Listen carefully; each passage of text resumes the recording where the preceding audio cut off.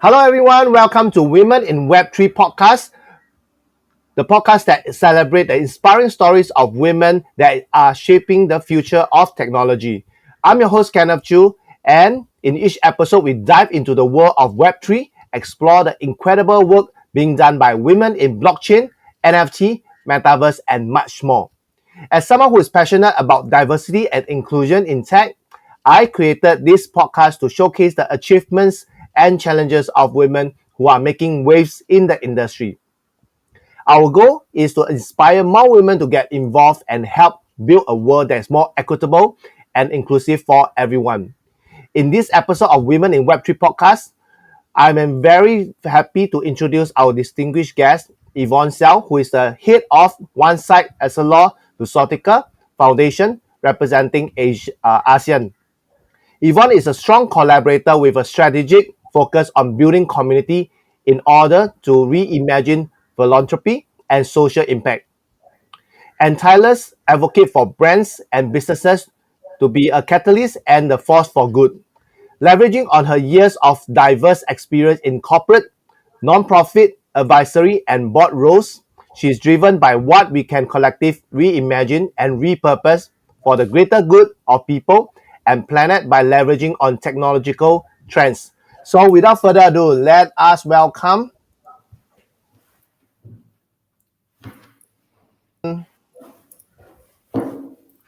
welcome. Thank you for making time to be my guest and also early in the morning. Thank you very much. Thanks for the invite, Kenneth. It's always, so good to see you. And also, thanks for being a champion for both women as well as Web3. Thank you so much. So, before we start, that's a tradition that every guest get to answer the question of the day before we can officially kickstart the show. So, are you ready to receive the question of the day posted by a previous guest? Ready? Drum rolls, yes. Okay. So, the question of the day posted by the previous guest is: how will AI going to change the creators economy? Okay, I repeat again. The question of the day is: how will AI going to change the creators economy? So, do you need some time to think about it, or you have the answer? I don't think I have the answers because, AI is still being developed as we are speaking. And, that kind of development goes by the days, right? Like every day we see some new stuff, like even ChatGPT. A couple of days ago just launched that, right? They are willing, they are able to take any topic that you want, and literally you can build your own AI chatbot based on your topic as well as your interests. So I think, the world is, going exponentially like this, and we need to be able to at least understand what it is all about. Yeah, so I think once we are able to coexist with it, right, can we begin to talk about, how can the new creators, come in and benefit from this economy? Yeah, so I think in a nutshell, this topic is so huge, right? We probably really need like a couple of days to sit down to talk about all sorts of aspects. But I think on one side, there's a lot of fear in, what AI is going to do to us, due to our jobs. How is it going to affect us? But on the other end, I think it's extremely exciting if we are able to embrace and even start to understand it a little bit more. Yeah.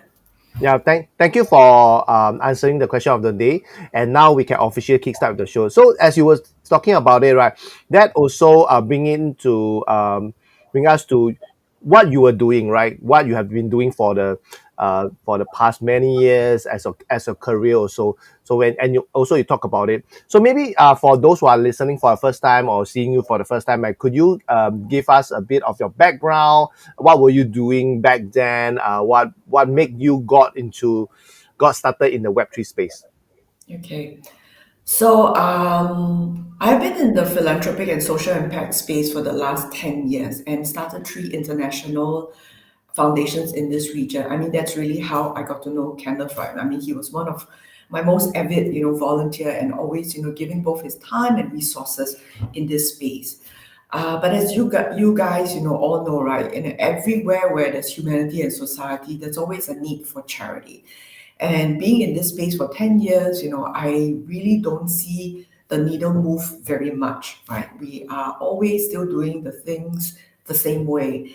I am still a dignified beggar, always asking, begging for volunteer, begging for donation, right?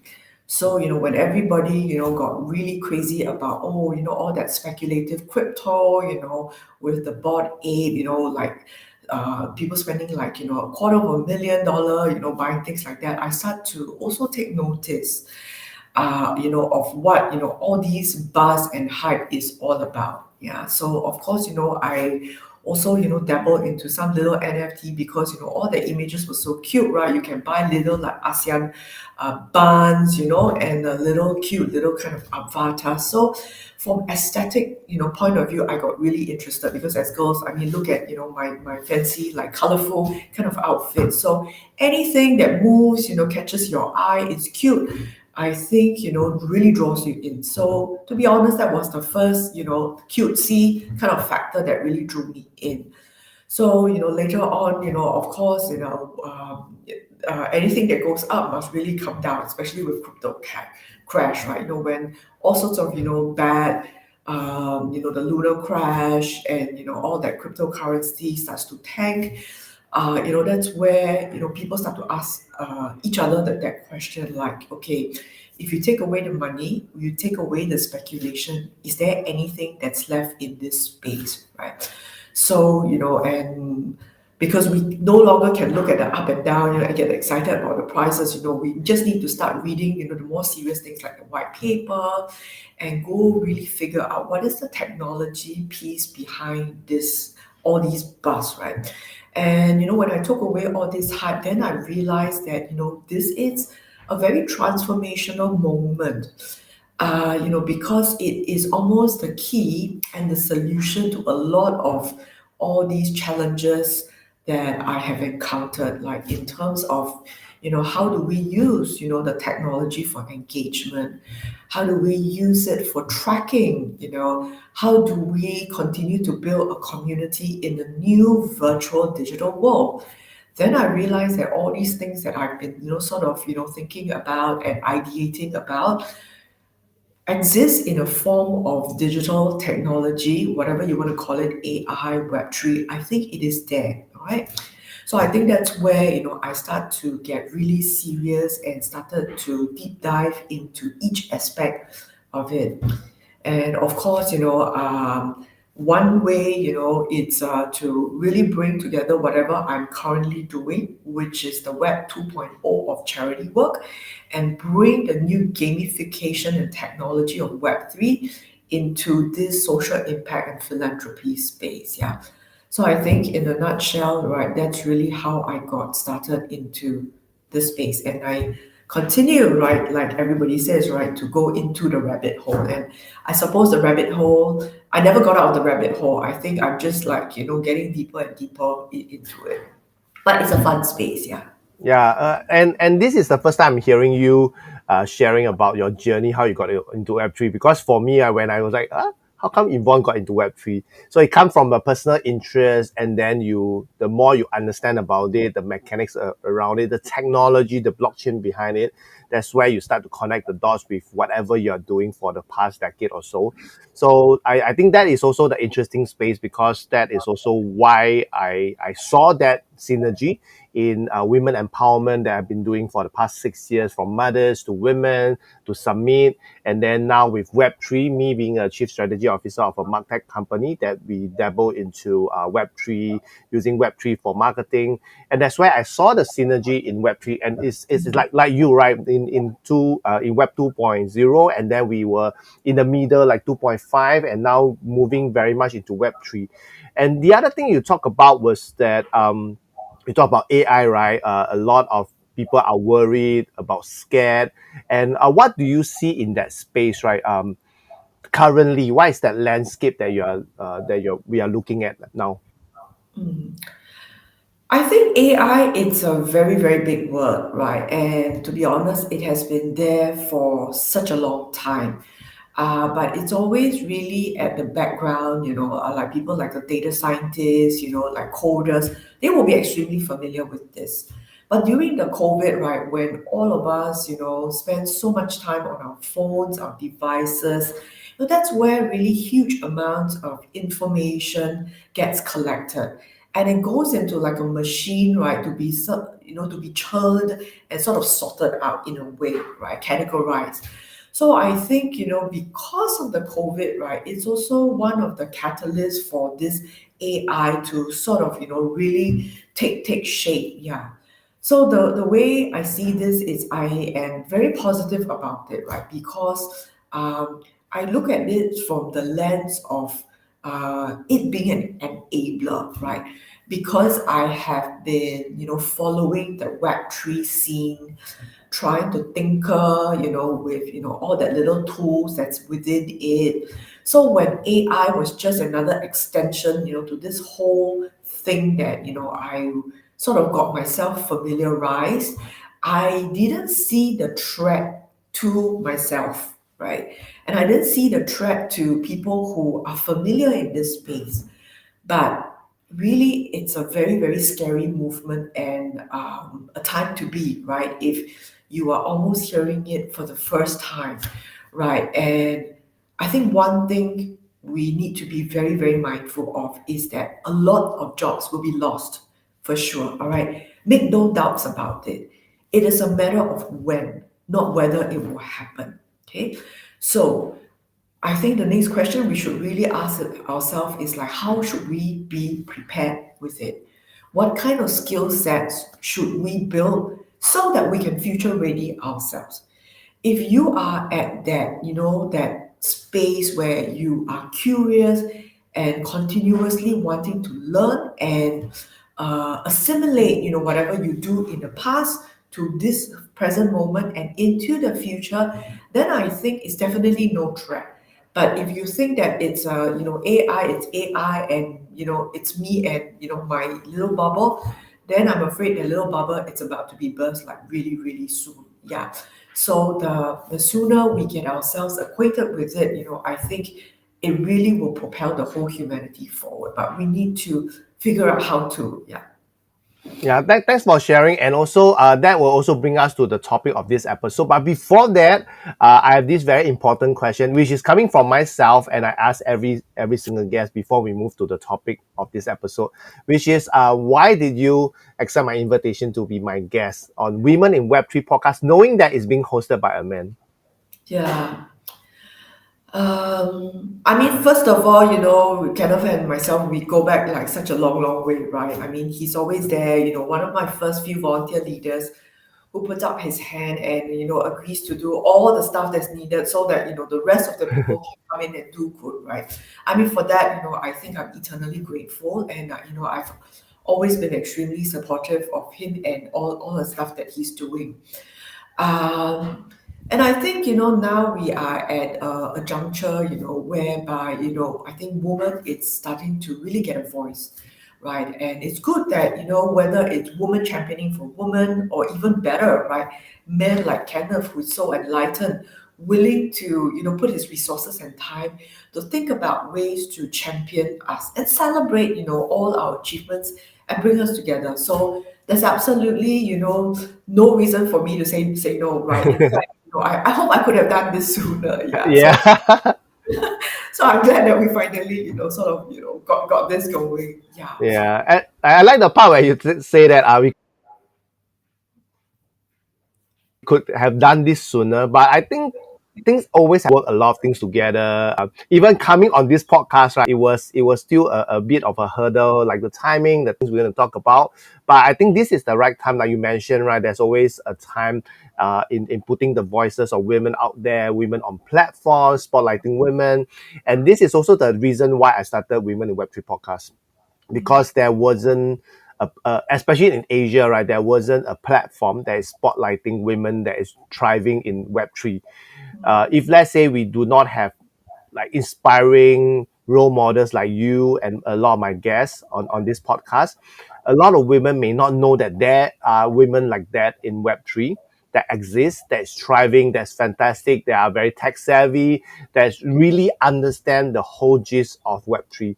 So I think thanks for supporting, and also finally we are here to share about all this. And I just how you were wanting to add on something, Yeah. Yvonne? I think just to add on to your point, right? I mean, I think there was a few times that we were really trying to connect, right? And like Kendall was asking me to really be on the show like a couple of times, like way At before the very beginning, before it even very, very started. beginning, yeah. And I always feel that I didn't have enough to share, right? To be honest, because I am learning and I am building at the same time, right? Because I mean, it's such a new space that we can't really go to school for it. Like even today, when I feel like taking like 6 months and 9 months to like go to school, when I was like looking for some courses, like most of them are really academic, right? And I'm sure we'll get the theory, but I'm not quite sure whether we will get the practical aspect of this. So I think, I couldn't have, done a good job, right, in sharing my journey. If I had done this earlier, I think I could only really share my struggles and challenges. And that's not really where we want to be, right? I think we need to get to a level whereby at least it's kind of a point of inflection and we can see some hope going up.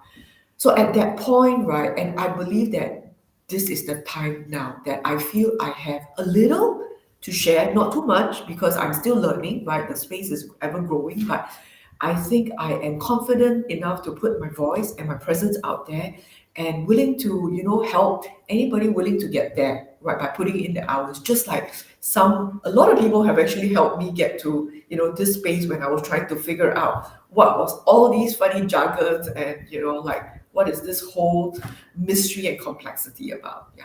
Yeah, I think on that point, right, when you talk about like you don't feel that you have enough, I think that is also another thing that I want to share with those who are watching, especially if you think that you are still in the beginning of Web3 and you don't think you have a lot of things to share. Don't worry, right? You can still come on my podcast to share your experience as someone who's at the very beginning, like the early adopters, you're still figuring out.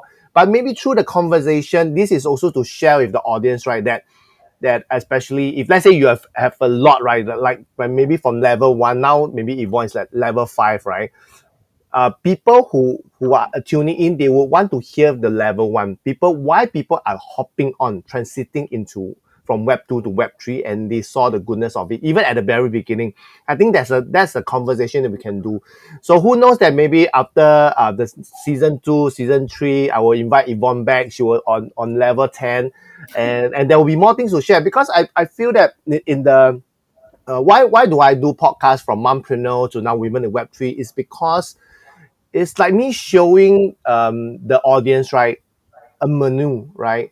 A menu that you have a la carte, you have set, you have appetizer, you have different levels of content that is to share with the audience so that everyone can have a piece of it at any level. So thanks, Yvonne, for bringing it up. I think it's also important that you feel that it's enough and you come on board. All I wanted the guests is to feel comfortable, to feel that you have something to share. And that also brings us to the topic of this episode, which is Web3 for good, and how Yvonne and I we got started because she was handling the foundation of an organization I was with, and I was very happy to I would say I find home in that foundation, and it was very very close to my heart. I always wanted to do things like what she's doing, so being a part of it, I think it liberated me and also helped me to focus and find my purpose, right? In fact, was one of the volunteer that her foundation organized,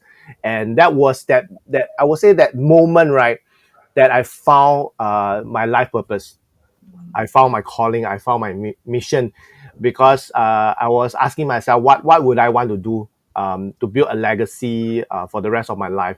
I think like things for good, right? A lot of us we will have to go through a few things, and having said that, right? Why Web 3 for good? Like why don't we have a Web 2 for good or Web 2.5 for good? Why particularly in Web 3?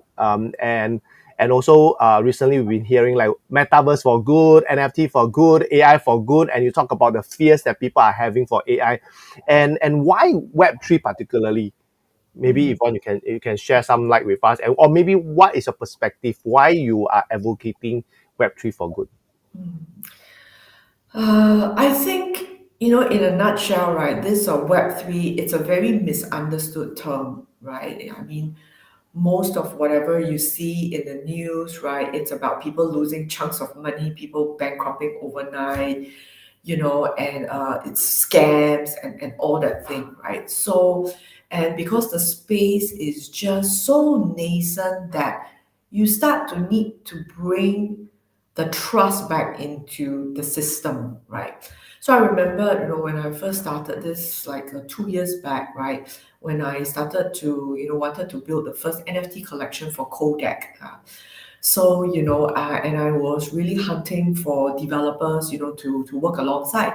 And being stationed in Singapore, I wanted to find a Singaporean-based company so that we can, again, build an economy of good, for Singaporeans. But I was looking around and there really, really wasn't, like anybody that I could choose. So I ended up, I had a developer, one from US and one from Israel, right? Because this is where, a lot of these countries outside, they have their talent pool. So, and one of the very first organization, right, that I touch base is with Blockchain Association of Singapore, which is funded by our own monetary authority of Singapore, right? So, when they first realized that, oh my gosh, that you are actually a head of a foundation, right? And all you talk about is charity, social impact, and all that. Now, can you, work with us to start the blockchain for good, right? And I asked the same question like you, right? Like why like Web3 for good? Why like blockchain for good? Like what is this big thing about, attaching this for good to whatever we're doing? Why can't we just leave it alone as it is? So I think, they gave me a pretty good answer, which is, this thing, this space so far, people all think about it as being a scamming space, right? And we need to sort of really bring people to come into the space to understand about the technology and what it has to offer. And once we're able to do that, then we're able to unlock the benefit that's associated with the technology. But currently, only like some 6-7% of the world owns a MetaMask wallet, right? MetaMask wallet for cryptocurrency.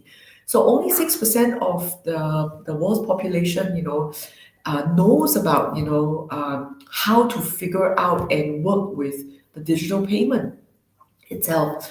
So, unless we are able to bring trust into the system, unless we are able to build a community that promotes goodness, we will not be able to really link the two.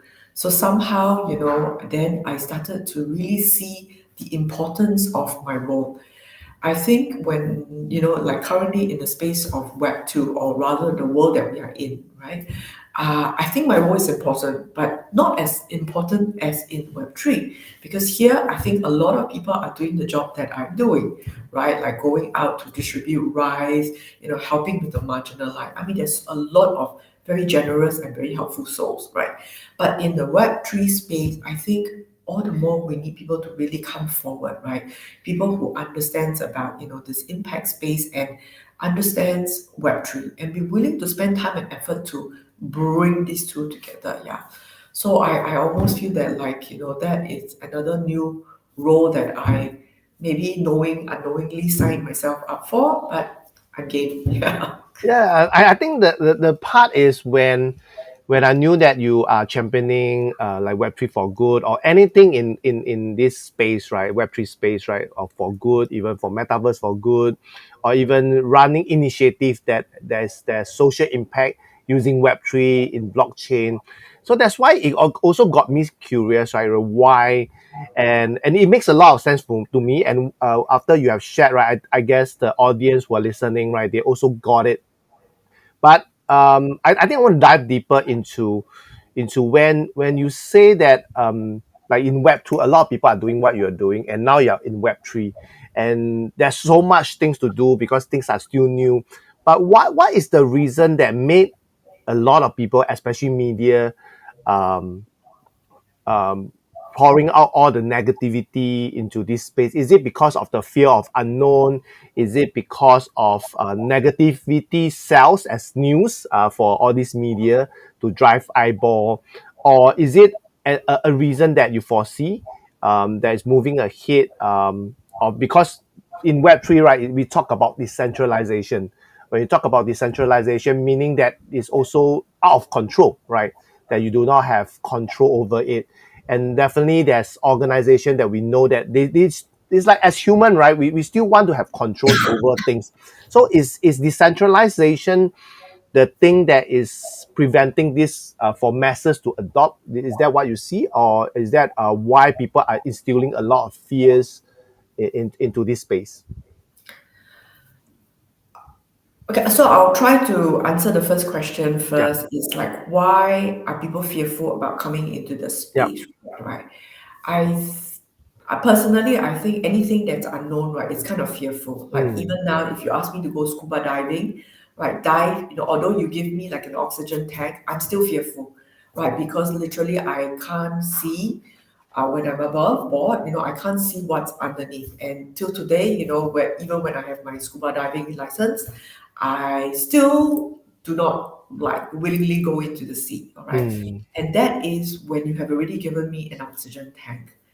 But I think the Web3 space is, there isn't an oxygen tank, right? There is no prior lessons. Schools don't teach you for that. Whatever you Google, most of it is you don't know whether there's good actors, bad actors, good projects, bad projects. And the way they, multiply, the benefits, and you get hurt because of, putting your money at wrong places, etc., etc. So I think all these, all in a nutshell, really damages, the whole space. In a nutshell, right?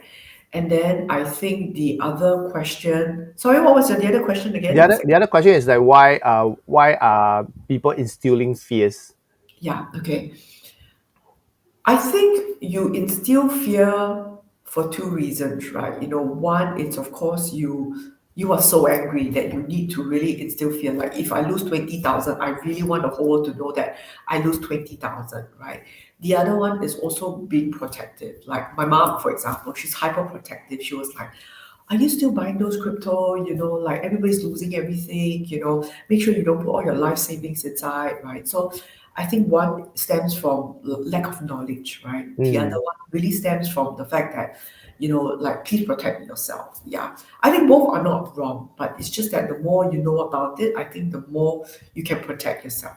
But sometimes, bad actors are still out there, but of mm, course, a lot of them have been weeded out because there's really not a lot of money to be made in this space anymore, right? I mean, it's just really quite dried up.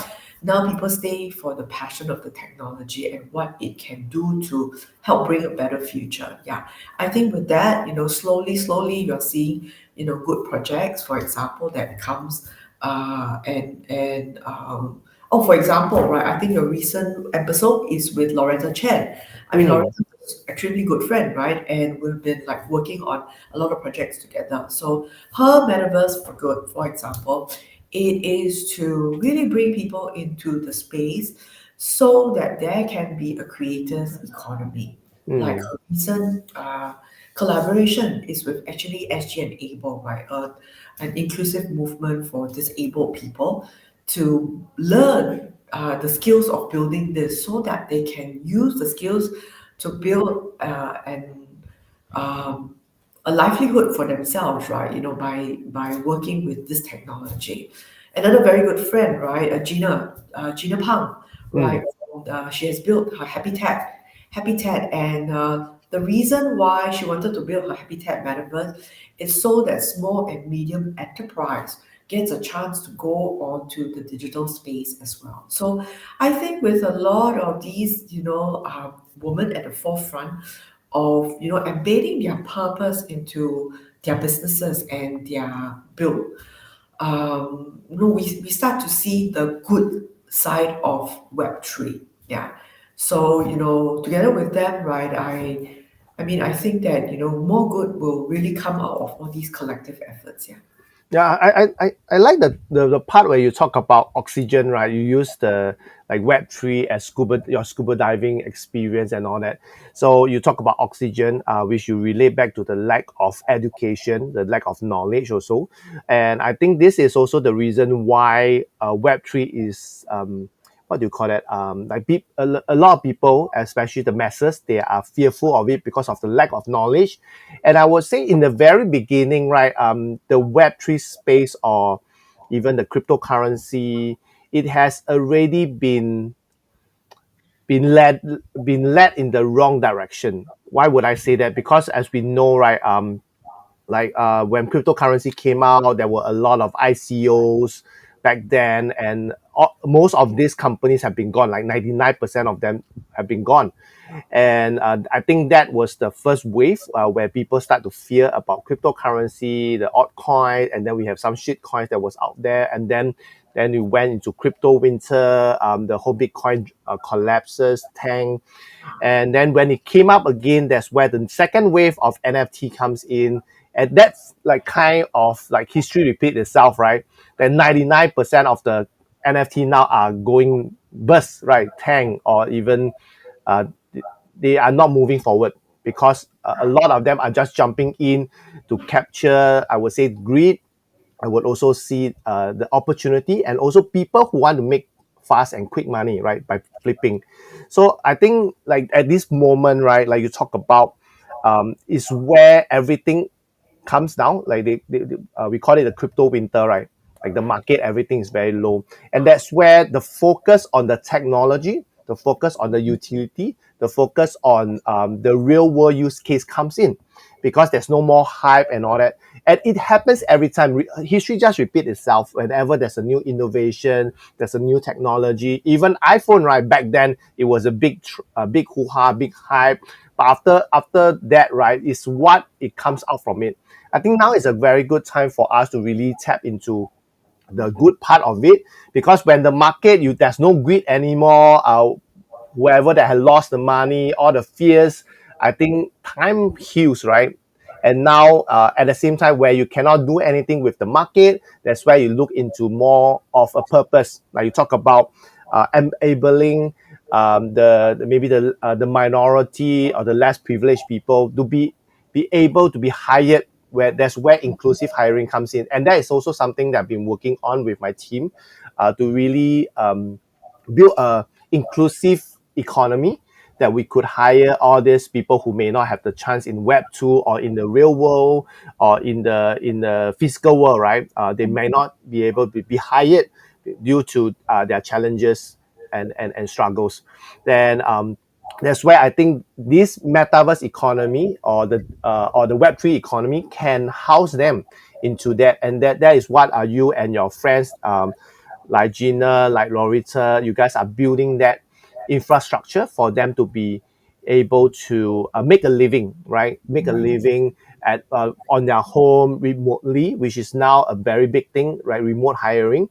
So I think this space we need to build up the infrastructure, and I'm very glad, right, that women can play a part, because just now when you talk about you, Loretta, Gina, you guys brought in the humanity, where this is something I saw in women in Web3, and that's also the reason why I created this podcast.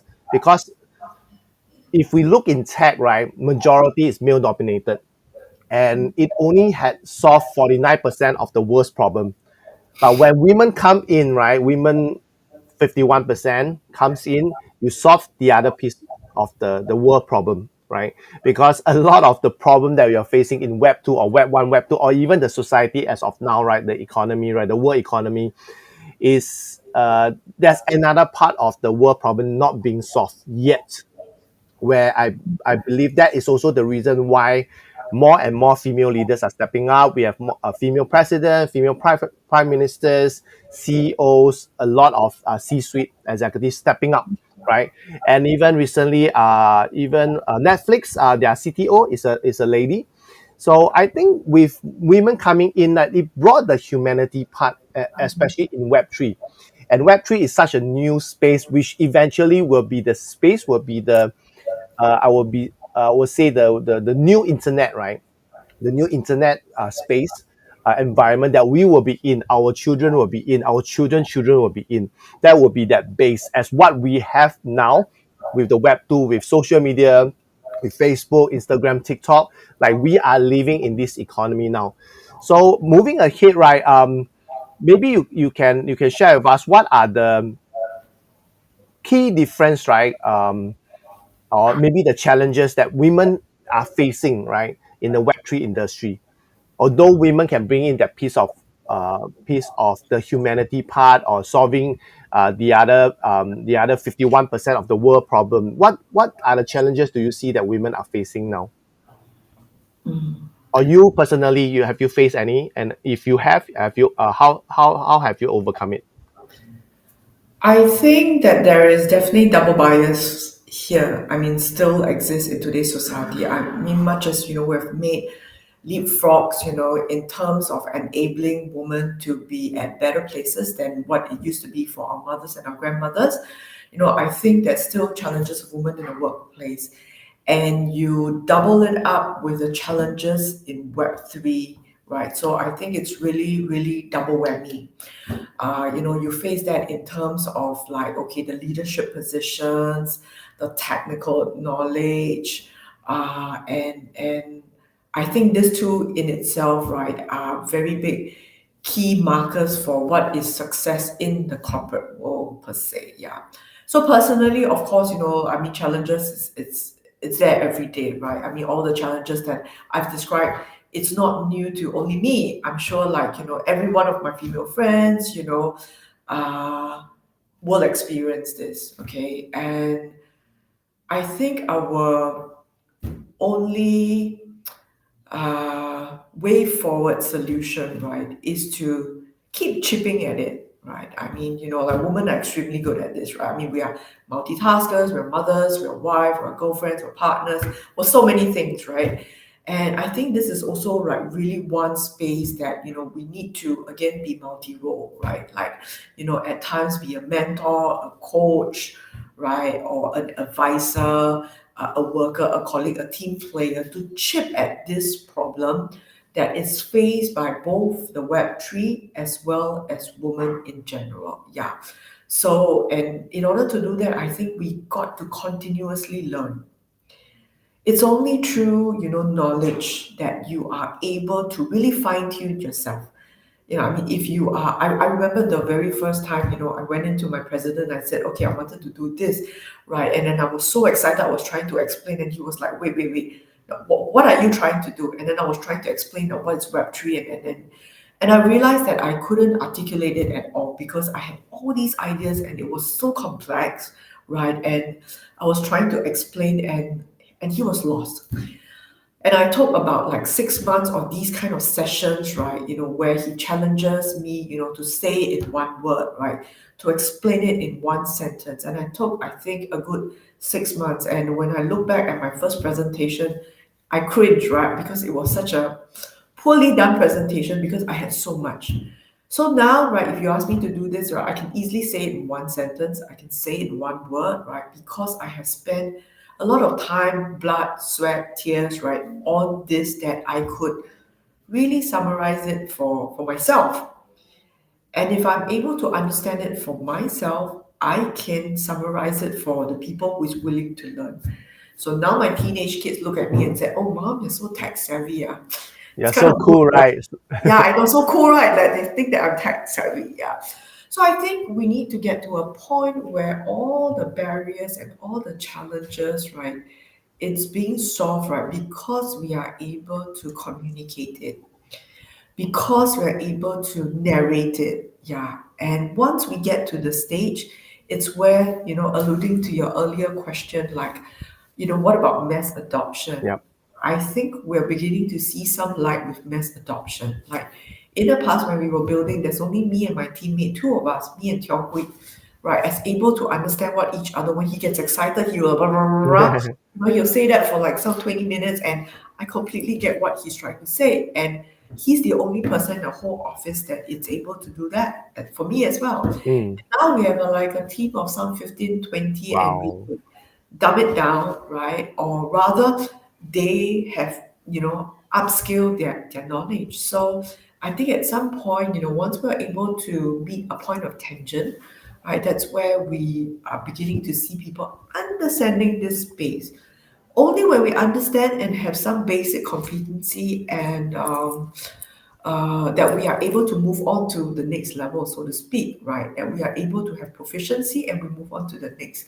If we're not able to even, do the very base level, then there's really no hope of us moving on to the next stage ourselves and with the people around us. Yeah, I like the part where you say that initially you start with two, right? Now you have 10, 15 of them in your team that really understand Web3, blockchain, whatever that is in this space, right? At least they can catch up, they understand, or even they upgrade their knowledge, right? They improve.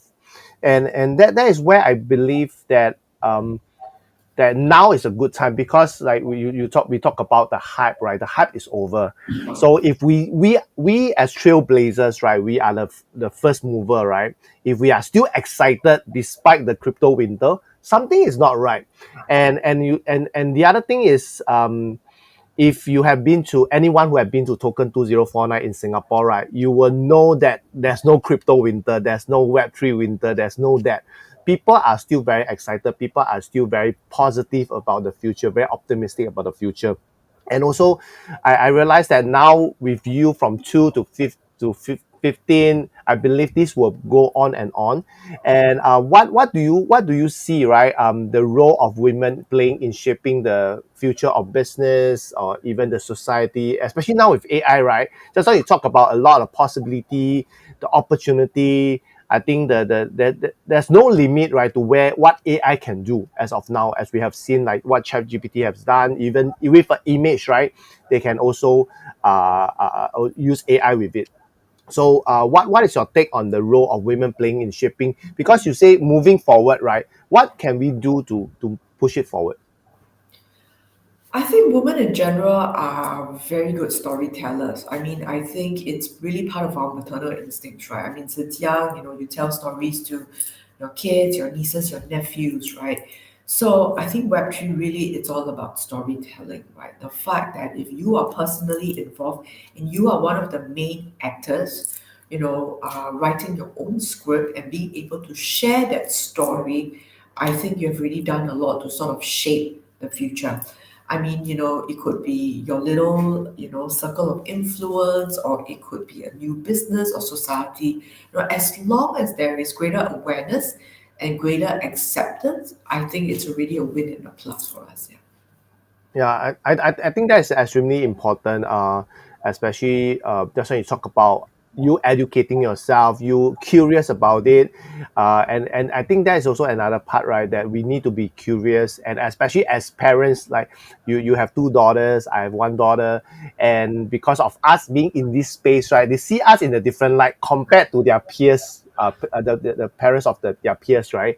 They say, "Wow, how come Denise' father is so cool. He's even on TikTok. Even in Metaverse. He understand, and even he's playing with Sandbox, and Denise get to play with Sandbox. I think that is also something that I see that another space, right, that parents need to be to really understand about Web3 because that will be the future that's shaping our children or our children's children moving ahead. And I think that is also one of the role that women, in particular mothers, that can play in shaping because you are the I think the third mommy that I know that is in Web3 that the like the reason why they want to be in Web3 because they want to be able to understand their kids in the space that they are in, like in Roblox, in Minecraft. It's already in the metaverse, right? And these are the space a lot of parents do not know about it. I think this is where mothers can come in to really educate, really have that awareness, right? Moving ahead in this space. So, what advice would you give to women, right, who are interested in pursuing a career in Web3 or do anything in Web3? I think my advice would be the same advice I give to myself, like, stay curious. Mm. Yeah, because if you always look through the lens of curiosity, then learning and exploring never stops. Yeah, I think that's where we also find a new paradigm shift for both ourselves and the work that we are doing. Yeah, so continuously, like really, be a sucker for knowledge. Yeah, I mean, you I know yourself, right? Yeah, just keep investing in your knowledge. Yeah, I think that the key thing is being curious, right? Because ever since we became adults, we start to work. I think working adults lost that curiosity, right? As where we when we were kids, right? So I think that is where, especially in the Web3 space, just stay curious and why is it happening like that? Why people are doing like blockchain? Why people are doing NFT? Why? Start asking yourself that question, right? I think that is very important. That is also where you got yourself into, right? Starting from the hype, but the once the hype is over, right, you got even more curious to why is there a hype, why is there a fluctuation, and where are we now, right? And that's where you start to connect the dots and connect with what you're currently doing. So thank you for the fantastic advice to just stay curious, especially in this new space. And do you have any upcoming project or initiative that you want to share with us that you're currently working with in the Web3 space? Yeah, we have a couple of projects that we are looking at, to build a digital twin of all our charity clinics around the world.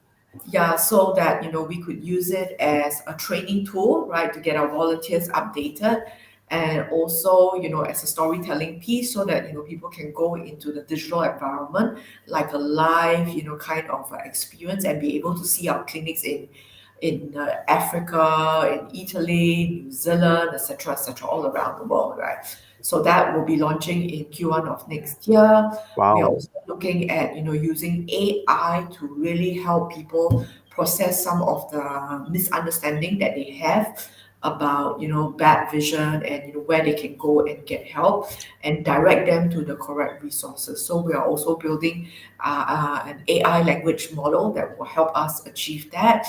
And of course, we continuously still look at AR, VR, metaverse, because our kids are in this environment. So if you want to continue to engage the consumers of tomorrow, Yep. or rather even consumers of today, right? It's not even consumers of tomorrow, right? Consumers of today, the millennials, are already in this space, right? We need to have the tools. Yeah, so these are all the stuff that we are building. So I really have a very tight a pipeline, of things Mm. that's happening, because, in the past we think of, oh, marketing campaign, like every quarter we want to come with marketing campaign. So literally this is now our marketing campaign, right? It's Mm. way forward. Yeah. So we continuously want to do that. And we just finished building our immersive experience, which we call the Vision Experiential Zone at Peace Center. It's almost a 2,000 square feet. Then you will see a lot of our projects, POAPs, proof of attendance. When you go there, you Mm. actually get a digital badge. You can see our digital clinics, and then you can come and support all our charitable works. Whatever merchandising that you buy, 100% of this will go to the foundation to help us with our work. Yeah. So all this is happening, on weekends. So feel free to just pop by and say hello. Wow, wow, that's a lot of things that you are currently doing and happening at the same time. But I think these are all very important things, and I think the important part is that you are putting this all this Web3 initiative right into your marketing campaign, and maybe something to maybe you can share more like why is this being infused to your marketing campaigns. Yeah. I mean, if you think about it, what is marketing, right? Marketing is really just getting the word out there about what you're trying to do. So if we are spending some 3 hours or 4 hours a day on our computer and our devices, then it's only natural that we use all these channels to reach out, and all these channels are now in one way or the other really part of the new iteration of website, which is the Web3. Mm. So I think it's really a natural progression. We don't even really think about it now, right? Just like we don't say, oh, let me go into the internet and find information, right? Because it's just, let me go find the information. Yeah. So I think now we are getting very comfortable with this space, having built a few of these projects that has gone to market. So now we're just saying, okay, we need to do this. Yeah. Now we have really dropped that like Web3 thing. It's just a natural extension for all our works. Yeah. Yeah, yeah. Thanks for sharing on that, because I think Web3 is a platform, right? Wherever, which platform that helps you to connect with your audience, or help you to reach out to them, or to share your message, right? Or whatever that you're providing. I think that that is important. And at the same time, marketing is about capturing the attention, being at the forefront, having all this initiative, because if we don't start, right, if we don't have this group of first mover, right, we will not be able to move the I would say the economy, or even trends, or even businesses moving forward. So thanks a lot for sharing. And how can the audience get connected with you, Yvonne? Through LinkedIn, right? They can look for Yvonne Siow, Siow. I'm available in IG, LinkedIn, Facebook. Yeah, so just feel free to reach out and happy to connect. Yeah. So for those who want to connect with Yvonne, you can see that below there's a ticker. If not, you can go to the description of this post to be able to connect with her on LinkedIn. So if you want to connect with her in other platform, you can look for her name, Yvonne Siow, Siow.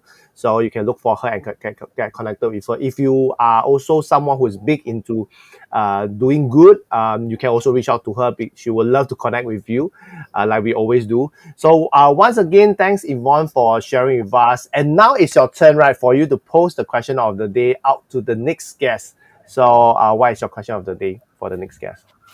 So thank you so much for your time, right? Kenneth, and doing all these, and then having such an innovative way to sort of even gamify, all these knowledge sharing. So for me, my question for the next guest would be, how will you help more people move forward in this space? Yeah. How would you How would you help help more people move forward in this space? wow more people to how would you help more people to move forward Forward in this space. Yeah. in the Web3 space, right? Yes. Okay, let me just put it out and let you see if it's correct. Okay, so the question of the day by Yvonne is, how would you help more people to move forward in the Web3 space? Is that correct? Yep. Okay, Perfect. so this question of the day goes out to the next guest, and for those who are watching or listening to the replay, right, you can also share your answers in the comment section, or even in the Q&A here. So once again, thanks Yvonne for sharing with us your insight for Web3 for good, and what is happening in the space, and how you can use Web3 for marketing initiative, to showcase, to share your message, to spread your message out to the world, to your target audience. So thank you very much, Yvonne, for sharing with us all this incredible insight. And it has been a pleasure to really talk to you. As usual, we talk for hours, right? But I think over here, you have shared a lot of insights and your perspective, and something that is also very close to my heart, how we can do things for good, right? Do good and do well. So that's where I think this space is also important, to really spotlight women in Web3, like you, who are seeing the goodness in Web3, and also using Web3 to empower more people by doing good, right? By moving forward and moving this initiative out to more people and educate more people. So thank you very much. And I would like to thank those who have been watching and listening to this podcast. And I'm Kenneth here, signing off with Yvonne Siow, our guest for today. And I shall see you guys in the next episode. Thank you, everyone. Thank you, Yvonne. Thank you. Thanks, Bye-bye. Nurse. Bye. Bye.